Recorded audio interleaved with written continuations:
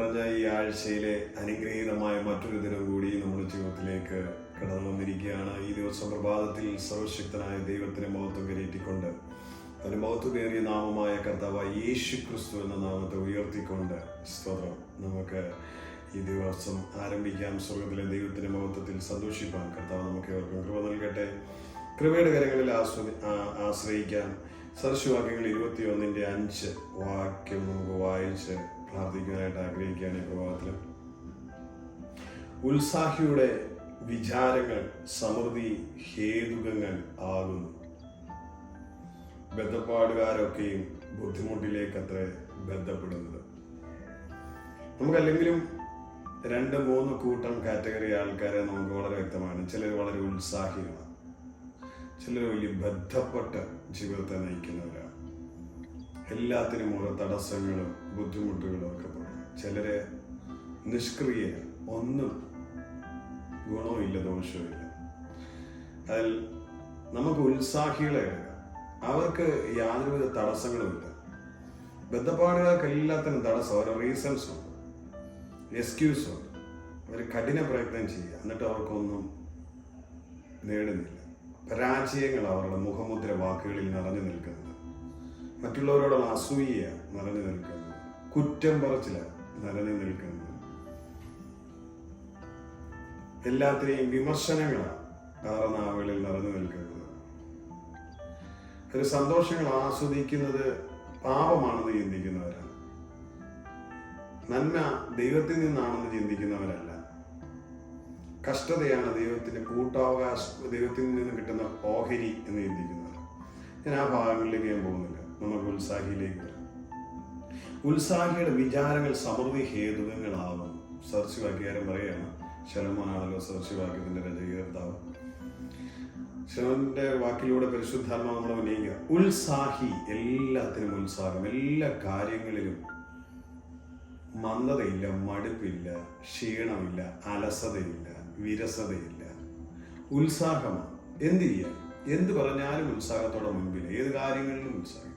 അതൊരു ആറ്റിറ്റ്യൂഡാണ്, ഹൃദയത്തിനകത്തുനിന്ന് വരുന്ന. പുറമെ ആരെങ്കിലും തൽക്കാലം കീ കൊടുത്തു വിടുന്നൊരു പാവയെ പോലെ ഇന്നോട്ട് ഉത്സാഹിയാകാം. അങ്ങനെ ഉത്സാഹിയാകുന്നത് ഇൻബോണാണെന്ന് വേണേ അവർ പറയാം. ഇൻബോണായിട്ട് അവരിലേക്ക് വന്ന പോലെ ഉണ്ട്. അപ്പൊ അത് ഉത്സാഹികളായിട്ടുള്ള ആൾക്കാരെ ശ്രദ്ധിച്ചാൽ അറിയാം. അവർ ഒരിടത്തും അസാധ്യതകൾ പറഞ്ഞോ, നിരാശ പറഞ്ഞോ, പരാജയം പറഞ്ഞോ, വിമൂഹത കാണിച്ചോ, പിണങ്ങിയോ, വാശി പിടിച്ചോ ഒന്നും മാറി നിൽക്കുന്നില്ല. അവർ ഉത്സാഹത്തോടെ, ആത്മാവിന്റെ എരിവോടെ, താല്പര്യത്തോടെ, പുതിയ പുതിയ ആശയങ്ങളോടെ മുന്നോട്ട്. സുവിശേഷ വേലയിലായിക്കോട്ടെ, ഒരു 2 പേര്, 10 പേര്, അല്ലെങ്കിൽ ഒരു 40 കുടുംബം, ഒരു 100 പേർക്കകത്ത്, അങ്ങനെ ഒരു പരിമിതമായ സാഹചര്യങ്ങളിൽ ഇത് മതി, ഇങ്ങനെയൊക്കെ പോയാൽ മതി, അങ്ങനെ ചിന്തിക്കുന്നവരാണ്. അവർ പരിശ്രമിച്ചുകൊണ്ടിരിക്കും. ആത്മാക്കളെ നേടുന്നതിൽ ഉത്സാഹഭരിതരായിരിക്കും. അവർ വലിയ മീറ്റിങ്ങുകളെ പറ്റി ചിന്തിച്ചുകൊണ്ടിരിക്കും. കർത്താവിന് വേണ്ടി, സുവിശേഷത്തിന് വേണ്ടി പുതുതായി എന്തൊക്കെ ചെയ്യാമെന്നതിനെ പറ്റി ചിന്തിച്ചുകൊണ്ടിരിക്കും. പുതിയ ആശയങ്ങളിലേക്ക് അവർ ഇറങ്ങി പുറപ്പെടും. അത് വിജയിച്ചുകൊണ്ടേയിരിക്കും. ഒരു ഉത്സാഹം. ഓരോ ദിവസവും അനുദിനം ചിന്തിക്കുക, എന്ത് ചെയ്യണം, എങ്ങനെ ചെയ്യണം, കർത്താവിന് വേണ്ടി എങ്ങനെ പ്രയോജനപ്പെടണം, എങ്ങനെ ആത്മാക്കളെ നേടണം, എങ്ങനെ ക്രിസ്തുവിൽ ആൾക്കാരെ സംരക്ഷിക്കണം, എങ്ങനെ പരിപാലിക്കണം, എങ്ങനെ അവരെ സ്വീകരിക്കണം, എങ്ങനെ അവരെ ഉത്സാഹിപ്പിക്കണം, എങ്ങനെ കൂട്ടി നിർത്തണം. മറ്റ് ബന്ധപ്പാടുകാരുടെ വിചാരം ഉള്ളത് തല്ലിക്കെടുത്തി, പരാജയം പറഞ്ഞു, അസഹിഷ്ണുത പറഞ്ഞു, കുറ്റം കണ്ടെത്തി, കുറവ് കണ്ടെത്തിയൊക്കെ ആത്മീയ മേഖലയിൽ കാര്യമാണ് പറഞ്ഞത്. നമുക്കത് വിടാം. അപ്പോൾ ഉത്സാഹികളുടെ സഭകൾ കണ്ടാൽ അറിയാൻ വിശാലമാണ്. ഉത്സാഹികളുടെ ബിസിനസ് കണ്ടാൽ അറിയാൻ വിശാലം. ഉത്സാഹികളുടെ കുടുംബജീവിതം കണ്ടാൽ അറിയാൻ വിശാലമാണ്. ഉത്സാഹിയുടെ പഠനം കണ്ടാൽ അറിയാൻ വലിയ ഐക്യു ലെവലൊന്നും, ഭയങ്കര നോളജും ഭയങ്കര മെമ്മറി പവറും ഒന്നുമില്ല. പക്ഷെ അവൻ പരിശ്രമിക്കും, വായിക്കും, അവൻ മെറ്റീരിയൽസ് കണ്ടെത്തി, അവൻ പഠിക്കും, അവൻ ചോദിച്ചറിയും, അവന്റെ പരിമിതികളെ പൊട്ടിച്ചെറിഞ്ഞുകൊണ്ട് അവൻ രാവും പകലുമില്ലാതെ പരിശ്രമിച്ചുകൊണ്ടേയിരിക്കും. എങ്ങനെ അവന് വിജയിക്കണം, എങ്ങനെ അവൻ ഉന്നത വിദ്യാഭ്യാസം നേടണം. കഴിവും ബുദ്ധിയുമുള്ള എത്രയോ പേര് കെട്ടടങ്ങി പോകുമ്പോൾ സ്വന്തം വലിയ ബുദ്ധി, ജ്ഞാനോ, വലിയ പാരമ്പര്യത്തിൽ ബുദ്ധിമാന്മാരോ ഒന്നും ഇല്ലാത്ത ചില കുഞ്ഞുങ്ങൾ പഠിച്ച് ഉന്നതമായ സ്ഥലങ്ങളിൽ കയറി നല്ല ജോലികളിൽ, നല്ല പൊസിഷനുകളിൽ, ഹയർ റാങ്കുകളിലേക്ക് കുതിക്കുന്നതാണ് ഉത്സാഹമാണ്. പഠനത്തിൽ ഉത്സാഹവും പരിശ്രമിക്കും. ചിലർ എനിക്ക് ഓർമ്മ നിൽക്കുന്നില്ല, എനിക്ക് ബുദ്ധി നിൽക്കുന്നില്ല, എപ്പോഴും പരിഭവം പറഞ്ഞുകൊണ്ട് കയറിയിരിക്കും, അല്ലേ? എന്നാൽ മറ്റു ചിലർ തങ്ങളുടെ പരിമിതി കുറവാണ്, തങ്ങൾ ബുദ്ധി കുറവ്, തന്നെ ഓർമ്മയൊക്കെ കുറവ്, ബുദ്ധി കുറവ്, പരിമിതി കുറവ്. പക്ഷെ ആ ഓർമ്മയെ നിലനിർത്താൻ അവർ നിതാന്തരമായി പരിശ്രമിച്ചുകൊണ്ടിരിക്കും. അങ്ങനെ പരിശ്രമങ്ങളിലൂടെ, ഉത്സാഹങ്ങളിലൂടെ അവർ പരീക്ഷകളിലും മറ്റേ സ്കൂൾ തലങ്ങളിലും കോളേജ് തലങ്ങളിലും പ്രൊഫഷണൽ കോഴ്സുകളിലും ഒക്കെ അവർ മുൻപന്തിയിരുന്നു. റാങ്ക് ഒന്നും അവർ മേടിക്കുന്നില്ലെങ്കിലും അവരെല്ലാ ക്ലാസ്സുകളെയും ജയിച്ച് മറന്ന ഒരു മറ്റവർ ചിലപ്പോൾ നന്നായി പഠിച്ച് റാങ്കൊക്കെ കാണും, പക്ഷെ പകുതിയായപ്പോൾ പട്ടുപോയി, മുൻപോട്ടില്ല. ആരെങ്കിലും ഒന്ന് ഊതി വിളക്ക് കെട്ടുപോയി, ആരെങ്കിലും ഒരു നെഗറ്റീവ് പറഞ്ഞു തളർന്നു പോയി. ഇവരെത്ര പരാജയം കേട്ടാലും തളരത്തില്ല, എത്ര നിരുത്സാഹപ്പെടുത്തിയാലും തളരത്തില്ല. അവർ കുതിക്ക് മുൻപോട്ട്, അവർ ലക്ഷ്യമാണ് ഉത്സാഹികൾ. അവരുടെ വിചാരങ്ങൾ സമൃദ്ധി ഹേതുവാന്ന് പറയുന്നത്. അവരുടെ വിചാരങ്ങൾ ഈ ഹൃദയത്തിലുണ്ടാകുന്ന വിചാരമാണല്ലോ സ്വതം നമ്മളെ നയിക്കുന്നത്, നമ്മുടെ ആഗ്രഹങ്ങൾ, നമ്മുടെ സ്വപ്നങ്ങൾ, തോട്ട്സുകൾ. അപ്പം നമുക്കൊരു നല്ല വിചാരം നമ്മുടെ ഹൃദയത്തിൽ വേണം. പരാജയ വിചാരങ്ങളല്ല, നല്ല വിചാരങ്ങൾ വേണം. നേടുവാൻ കഴിയും, ചെയ്യുവാൻ കഴിയും, സാധ്യതയുണ്ട്, അവിടെ അവസരമുണ്ട്, മുൻപോട്ട് പോകാൻ. കുടുംബജീവിതത്തിലും എല്ലാം ചുമ്മാ കൈ കെട്ടിയിരിക്കും, ജോലിക്കും പോകത്തില്ല, ഒന്നും പോകത്തില്ല, മറ്റുള്ളവരെ കുറ്റവും പറഞ്ഞ് ഉള്ള വസ്തു വെറ്റും പെറുക്കിയും ഉള്ളതൊക്കെ പെറുക്കി കൊടുത്തും തിന്നും ജീവിക്കും. സ്തോത്രം. എന്നാൽ മറ്റു ചിലരെങ്ങനെയാണെന്നറിയോ? സ്തോത്രം. അവർ പരിശ്രമിച്ച് അതിനും ഭവനത്തെ മെനഞ്ഞുകൊണ്ടിരിക്കും, വീട് പുതുക്കി പണിതുകൊണ്ടിരിക്കും, പെയിന്റ് അടിച്ചുകൊണ്ടിരിക്കും, അല്ലെങ്കിൽ വീടിന് പുതിയ പുതിയ പുതിയ അപ്ഡേഷൻസ് കൊണ്ടുവന്നുകൊണ്ടിരിക്കും, പരിസരങ്ങൾ വൃത്തിയായിക്കൊണ്ടിരിക്കും. ചിലരുടെ വീട്ടിലോട്ട് ചെന്ന് കഴിഞ്ഞാൽ ഒരുമാതിരി ശവപ്പറമ്പ് പോലെ, വേദാലയം പോലെ, കാടും പിടിച്ച് ആറാലയം പിടിച്ച് നിറവും മങ്ങി, അല്ലേ? മൊത്തത്തിൽ വിഷാദം തളം കിട്ടി, നിരാശ കിട്ടി. എന്നാൽ കുഞ്ഞു കുടിലാണെങ്കിൽ പോലും ഉത്സാഹിയുടെ കരങ്ങളിൽ ആ കുടിലിനെ സ്വർഗമാക്കി അവൻ തീർത്തുകൊണ്ടിരിക്കും, മനോഹരമായി കൊണ്ടുകൊണ്ടിരിക്കും. കുഞ്ഞു വാഹനമായിരിക്കും, മനോഹരമായി തീർത്തോടെ തീർത്തിയായിക്കൊണ്ടിരിക്കും. അവനുള്ളത് എല്ലാത്തിലും അവൻ ഉത്സാഹത്തോടെ ചെയ്തുകൊണ്ടിരിക്കും. അങ്ങനെയുള്ളവരുടെ കരങ്ങൾ സമൃദ്ധി ചെയ്തിയാവും തീർന്നു. ഞാൻ ആ വചനത്തിന്റെ എല്ലാ ഭാഗങ്ങളിലേക്കും പോകുന്നില്ല, ഞാൻ ആ വചനത്തിൽ നിന്നുകൊണ്ട് പറയും ഉത്സാഹിയുടെ കരങ്ങൾ സമൃദ്ധി ഹേതുവാകുന്നതാണ്. അപ്പൊ സമൃദ്ധി എന്ന് പറയുന്ന ആരുടെയും കുത്തകയല്ല, ഉത്സാഹികളുടെ അവകാശമാണ്. സ്വതം. ഞങ്ങൾക്ക് സമൃദ്ധിയില്ല, അവർക്ക് സമൃദ്ധിയുണ്ട്. സ്വതം. നിനക്ക് സമൃദ്ധി ഉണ്ടാകാൻ നിനക്ക് ഉത്സാഹമില്ല, പരിശ്രമവും ഇല്ല. നീ എപ്പോഴും കുറ്റവും പറഞ്ഞ് മറ്റുള്ളവരെ പഴി പറഞ്ഞ് നിരാശയും പറഞ്ഞ് വരാതെ. പക്ഷെ മറ്റുള്ള അങ്ങനെയല്ല, ആരുടെയും കുറ്റം നോക്കാനില്ല, ആരുടെയും പരിഭവം പറയാനില്ല, ആരും നിരാശപ്പെടുന്ന പറയും മാറിയിരിക്കാനില്ല, തളരാൻ സമയമില്ല.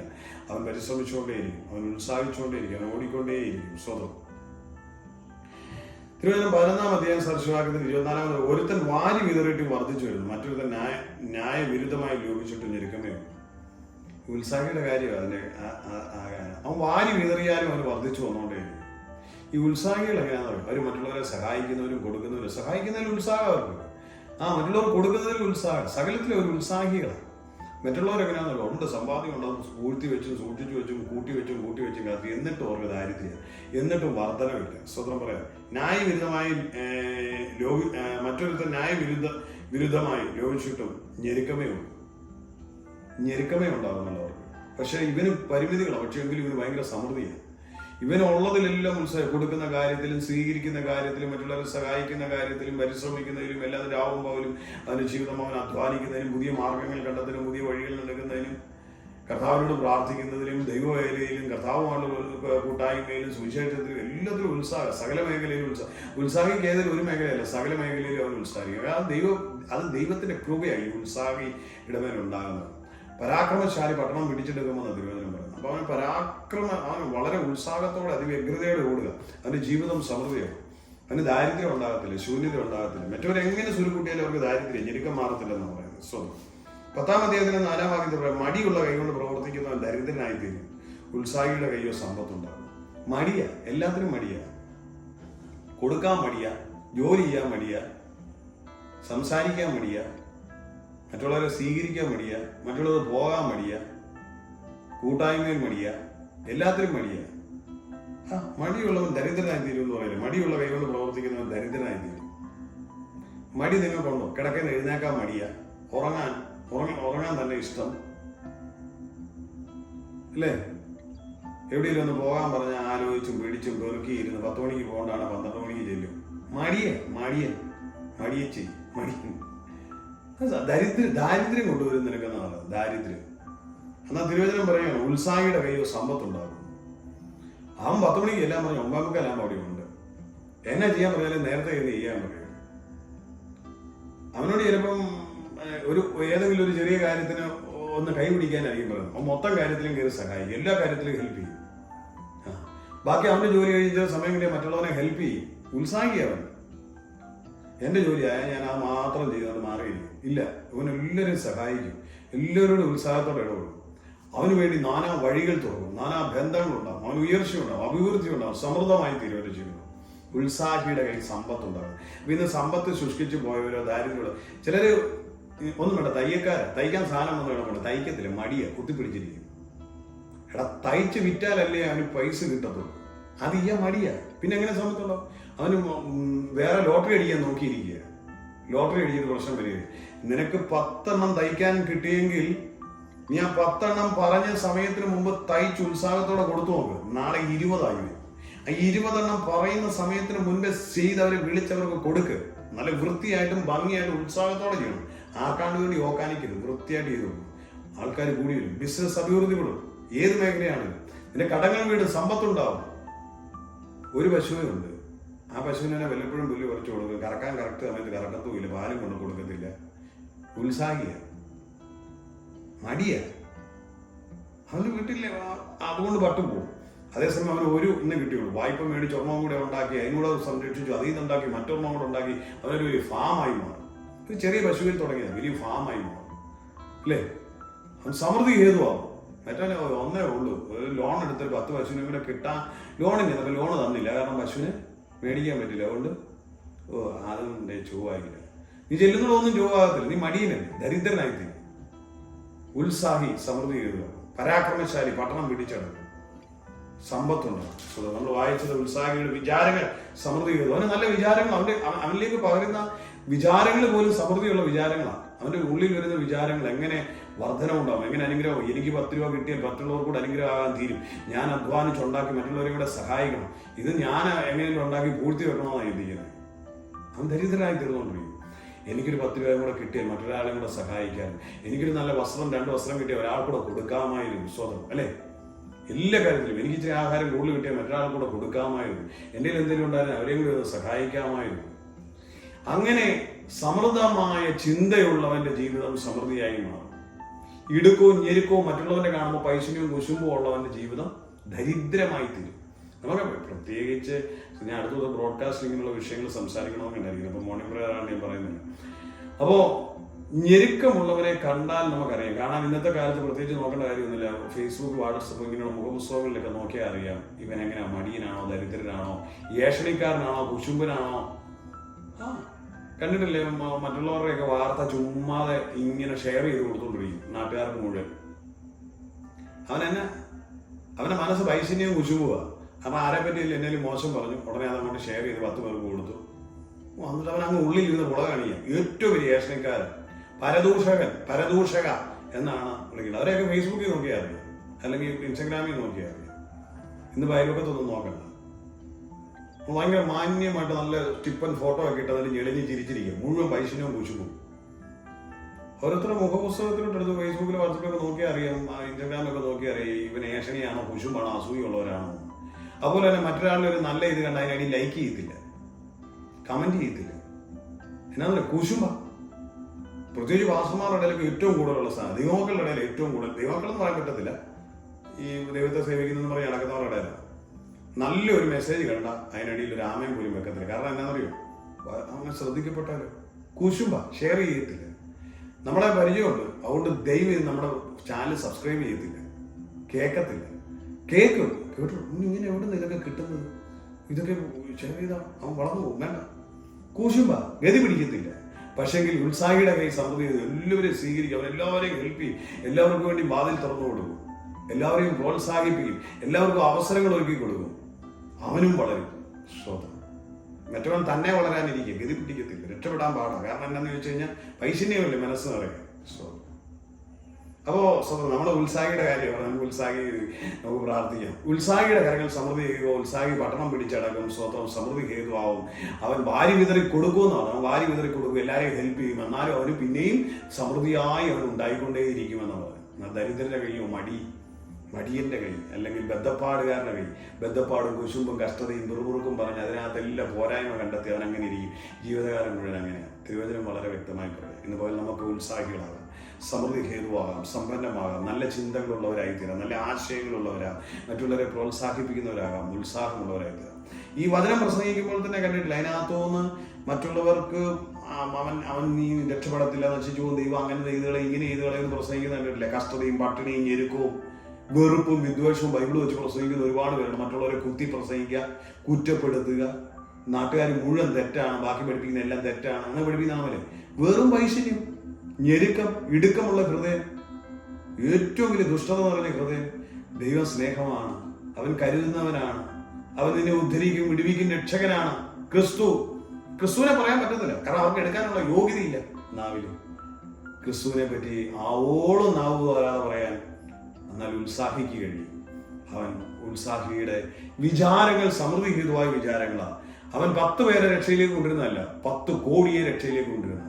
850 കോടി ജനത്തെയും രക്ഷയുടെ ആ സന്തോഷത്തിലേക്ക് എങ്ങനെ ആകർഷിക്കാമെന്ന ഉത്സാഹിയുടെ ചിന്ത അല്ലേ?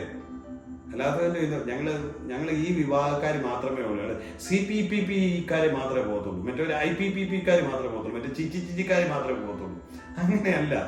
ദൈവം സകലരെയും സ്നേഹിക്കുക, ഒരുവൻ പോലും നഷ്ടപ്പെട്ടു പോരുന്നതാണ്, എല്ലാവരെയും ചേർത്ത് പിടിക്കുക, എല്ലാവരിലേക്കും ദൈവവചനത്തെ എത്തിക്കുക അല്ലേ? അതാണ് നമുക്ക് കഴിയുക. ഉത്സാഹികളായിട്ടില്ല. കർത്താവ് നമ്മളെ അനുഗ്രഹിക്കട്ടെ. ചാനൽ വണ്ടിലൂടെയും തന്നെ കണ്ടുകൊണ്ടിരിക്കുന്ന എല്ലാ പ്രിയ സഹോദരങ്ങളെയും കർത്താവ് ഐശ്വര്യം അനുഗ്രഹിക്കട്ടെ. ഉത്സാഹിയുടെ കാര്യങ്ങൾ സമൃദ്ധി ചെയ്തു. നിങ്ങൾ സമൃദ്ധമായ ചിന്തകളുള്ളവരായി തീരട്ടെ, മറ്റുള്ളവർക്ക് അനുഗ്രഹമാകുന്ന ചിന്തകളുള്ളവരായി തീരട്ടെ, മറ്റുള്ളവർക്ക് കൂടെ വിശാലത വരുവാനും കഴിയുന്നവരായി മാറട്ടെ. നമ്മുടെ ജീവിതം ധന്യമായി തീരട്ടെ. വാരി വിതറുവാൻ തവണ കർത്താവ് നമ്മുടെ കരങ്ങളെ നിറയ്ക്കട്ടെ. ദൈവത്തിന് മഹത്വം. കർത്താവ് അനുഗ്രഹിക്കട്ടെ. God bless U. കണ്ണുകളെ അടയ്ക്കാൻ പ്രാർത്ഥിക്കുന്നു. കരുണാസമ്പന്നനായ ഞങ്ങളുടെ സ്വർഗീയ പിതാവേ, അങ്ങയുടെ പുത്രൻ ഞങ്ങളുടെ രക്ഷിതാവായ യേശുവിന്റെ നാമത്തിൽ ദിവസത്തിലേക്ക് അടുത്തു വരികയാണ്. കൃപയുടെ കരങ്ങളിലേക്ക് ഞങ്ങളെ താഴ്ത്തി ഏൽപ്പിക്കുന്നു. പകൽ കർത്താവ് തിരുവചനത്തിലൂടെ കേട്ട ഒരു ഉത്സാഹിയുടെ കരങ്ങൾ സമൃദ്ധി ഹേതുവാകും. ഞങ്ങൾ സമൃദ്ധമായി കർത്താവ് നിന്റെ നാമത്തെ ഉയർത്തുന്നവരായി തീരണം. അനേക ആത്മാക്കളെ നേടുന്നവരായി തീരട്ടെ. ജീവിതകാലം കൊണ്ട് ഒരാത്മാവിനെയും നല്ല കർത്താവ് ആയിരങ്ങളെ ലക്ഷങ്ങളെ ക്രിസ്തുവിലേക്ക് നയിക്കുന്നവരായി തീരട്ടെ. കൃപയുടെ കരങ്ങളിൽ തരിക. ഞങ്ങളുടെ കരങ്ങളിൽ സമ്പത്ത് നിറഞ്ഞ് കവിയേറ്റ കർത്താവ്, മറ്റുള്ളവരെ ദരിദ്രത്തെ മാറ്റുവാൻ വാരി വിതറുവാൻ ഞങ്ങളുടെ കരങ്ങൾ ഉണ്ടാകട്ടെ. ഭക്ഷണമില്ലാത്തവർക്ക് ഭക്ഷണം കൊടുക്കുവാൻ കർത്താവ്, നിരാലംബർക്ക് ആശ്രയം തരാൻ, ഭവനങ്ങളില്ലാത്തവർക്ക് ഭവനങ്ങളെ വെച്ചു കൊടുക്കുവാൻ ഞങ്ങളുടെ കരങ്ങളെ കർത്താവ് നിറയ്ക്കണമേ. സമൃദ്ധി ഹേതുവാക്കി തീർക്കണമേ. ഞങ്ങളുടെ വിചാരങ്ങൾ സമൃദ്ധിയുള്ളതാക്കി തീർക്കണമേ. ഇടുക്കവും ഞെരുക്കവും എല്ലാം പൊട്ടിച്ചെറിയുന്ന കർത്താവ്, ഇന്ന് അനേകർക്ക് അനുഗ്രഹമാകുവാൻ എന്നെ കേട്ടിരിക്കുന്ന ഓരോ പ്രിയപ്പെട്ടവരെ സഹായിക്കും. ഉള്ള കരങ്ങളിൽ ഏൽപ്പിച്ച് അനുഗ്രഹിക്കുകയാണ്. കൃപയുടെ കരങ്ങൾ സൂക്ഷിക്കുമാറാകട്ടെ. പിതാവിടുന്ന് പ്രാർത്ഥന കേൾക്കുന്ന കൃപയ്ക്കായി സ്വന്തം ഭാരങ്ങളെല്ലാം അലിഞ്ഞു മാറട്ടെ. ചോദ്യങ്ങളും കർത്താവ് ഉത്തരങ്ങളില്ലാത്ത വിഷയങ്ങളുമായി നിൽക്കുന്നവരുടെ ജീവിതത്തിൽ നിന്ന് വിടുതലും ആശ്വാസവുമായി തരട്ടെ. തൃക്കരങ്ങളിലേക്ക് ഈ പ്രഭാതം തരികയാണ്.